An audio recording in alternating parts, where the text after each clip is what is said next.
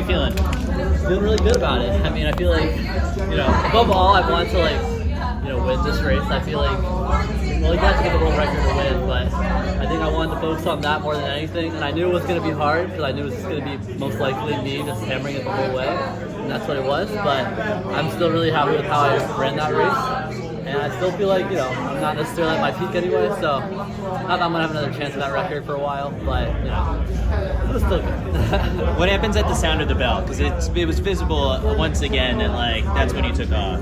Yeah, I mean, I could feel them, right on me, so I still had that, energy of just, I still have to, kick really hard, and, I feel like a lot of that race I was kind of just still, focusing on, trying to stay on pace the best I could. I know it kind of let up a little before that, but I thought, I'll, close it and I'll be fine, but it wasn't quite as, violent as it was last year, I think. It was just still, keep pushing it and just seeing what I can do and, don't let them really pass you, so, yeah. There's no pacing lights here. Did you have splits in your head or I had general splits in my head for basically the 800, 1K, and then last lap of just where I kind of should be. And I knew my 800 was I was kind of falling off the pace, so I knew that was going to be a little slow. Same with the 1K, and then a lap to go I was it's a 26, which is pretty fast, but maybe I can just squeeze it in. But so I had a general idea, but it's just when you're leading in the front like that, it's not like everything I do is a choice. I don't just be let me run 25 now. It'd be easy if that was it. But did you feel them on you the whole time? Were you looking at the board at all? I knew they were on me. I feel I kind of felt them on my heels a little bit, not tripping me up or anything. It's just every now and then there'd be a little touch. So I'm okay, I know they're there. I know I really have to make sure I don't let up or go too easy. But yeah. Did you feel that the 59 sort of split in there, the third 400? Is that the third 400? I have no idea. No, I did not. I think once the pacer fell off, I was I still need to keep pushing, but I wasn't I don't know. I guess when the pacer is gone, it's harder, obviously. But yeah, I definitely felt it wasn't as fast as it should have been. But I was no one's passing me, so it can't be that bad. So yeah. Is there anything differently, I guess for next week at USA's, having to not a focus on times, and is that a relief? It is, yeah. I feel there's I feel you come into this thing and you have kind of that pressure a little bit of just oh, you have to go and run a certain time because everyone expects you to, and I don't really like expectations like that anyway. Honestly, I think it's more fun when it kind of just happens, which is why I usually don't say things I'm gonna go get the world record because I don't want to jinx it. But I feel it'll be really good at USA to just be go win or get second, but really we should win. So yeah. How'd your legs feel coming off the 5K? My legs felt pretty good. I think I was a little slower from just all the turning, but that was only a couple days. So I think a lot of it was just we did a little more speed work trying to get me ready for how fast the mile was gonna be. So I felt ready to go. You think you'll do any more 5Ks this year?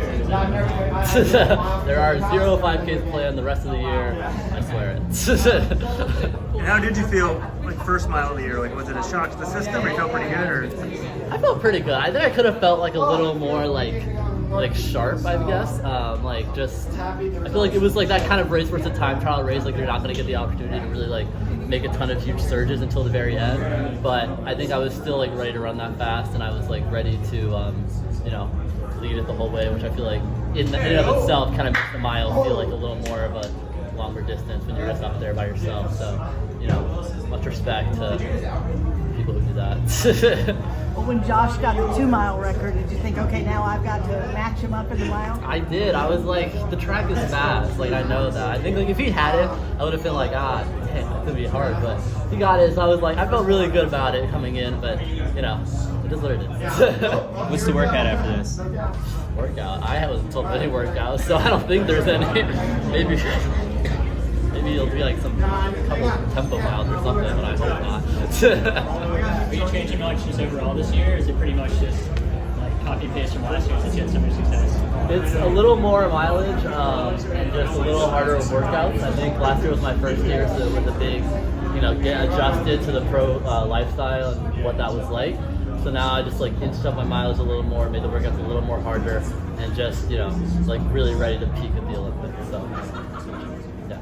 And you've been injury-free as a pro, I feel is that? Yes, that is true. It's been great. Is there different stuff you've been doing, or you have more time to devote to recovery, or? Yeah, it's hard to say. I feel a lot of it is just like me focusing on the little things a lot more and having the time to do that. I focus a lot on my body even when I'm not injured. So like I feel like having that time to do that has really helped me stay injury free. I don't think I'm a big injury person. I just got injured like that 1 year and it was like a whole thing. But you know, after that and before that, I was fine. And I mean, the goal is not the goal, but like it's like world record or bust. Is that some crazy expectations for this race? It shows how far you've come, right? Yeah. I mean, just to have that in my second year to be like, yeah, let's go for the world record, and to be like just a little disappointed with not getting it is just like kind of crazy, because this is like I was still like very close, not as close as last year, unfortunately, but still like, you know, definitely in contention of that. And I feel like I'm still like certain that I have more in me to kind of go for it in a different kind of race, different kind of scenario. Like I already ran 3:43, so like I know I can run faster outdoors, but I just feel like, I don't know, it's just an exciting point of the year. That's what I love about indoor. It's kind of like the see what's to come part of the year. So yeah. When you were a little kid, did you ever think this would be your life? No, I was very not about running at all until I started it when I was 14, and before that it was just like me living my best life, wanting to be like, I don't know, scientist or something. That was kind of the gauge when I was a kid, but never really into sports, like never to the Super Bowl or whatever that's today, but you know, still. So you found track or track found you? I'm gonna say track found me, but I wasn't looking. I think track was looking for me.